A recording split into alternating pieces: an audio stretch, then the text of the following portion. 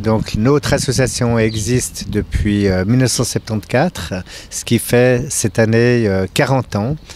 Et au départ, jusqu'il y a encore 7 ans en arrière, nous recevions d'une part de la ville et d'autre part du canton. Ensuite, les 25 000 du canton ont transité par Genève Tourisme, qui, quelque part, maintenant que Genève Tourisme est devenue une fondation, donc en 2013, s'est approprié le droit sur cette somme, en nous donnant que 15 000 francs l'année dernière et plus rien cette année. Plus rien signifie l'arrêt de vos activités ? Non, disons, c'est un défi effectivement pour nous parce que nous sommes obligés de chercher d'autres sources de financement.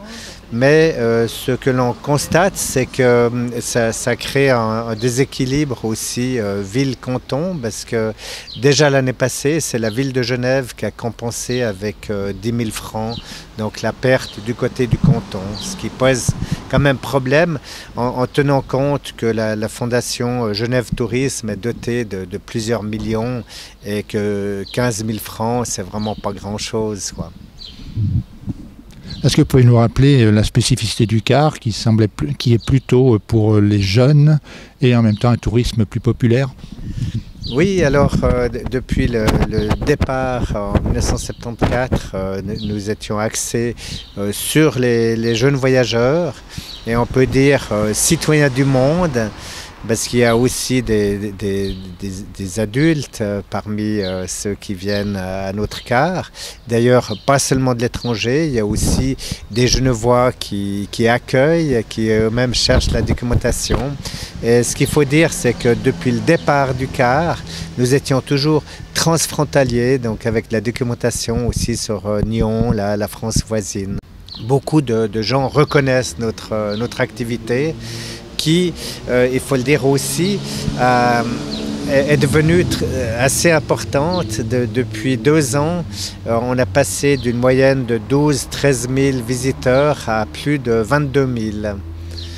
Aussi par le nouvel aménagement de la gare avec un escalier direct qui arrive. Donc on peut dire que du fait que Genève Tourisme a abandonné son local de réception à la gare, nous sommes maintenant en première ligne. Ce qui n'autorise pas d'ailleurs Genève Tourisme à dire que nous sommes un doublon.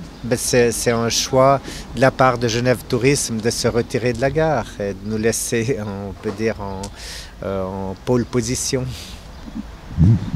Jusqu'à présent, est-ce que vous aviez une collaboration importante avec Genève Tourisme ou c'était véritablement un travail que vous effectuiez à côté? Alors, de notre côté, nous avons toujours considéré que nous étions complémentaires. Maintenant, effectivement, nous avons quelques doutes à voir la position de Genève Tourisme, mais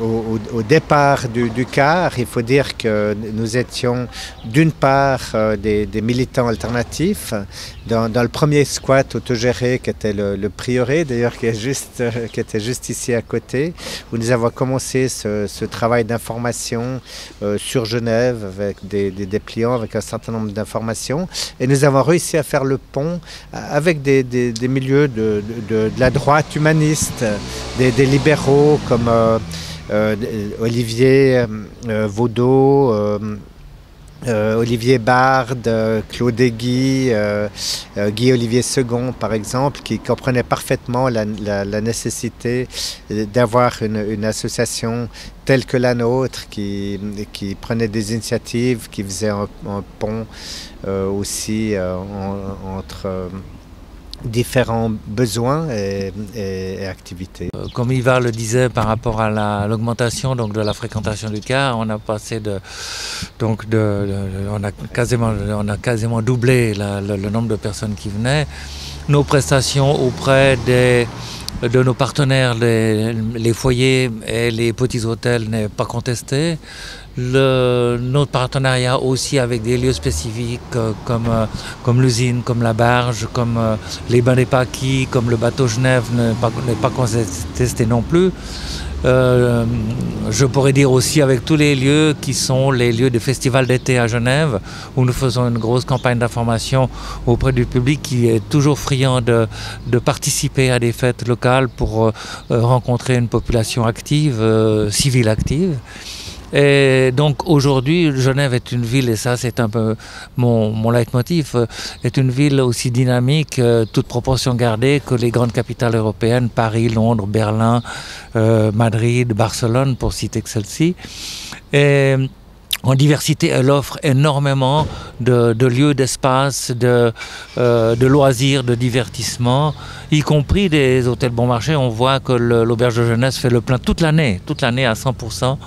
Donc c'est la démonstration qu'il y a un tourisme pour Genève de cette classe-là.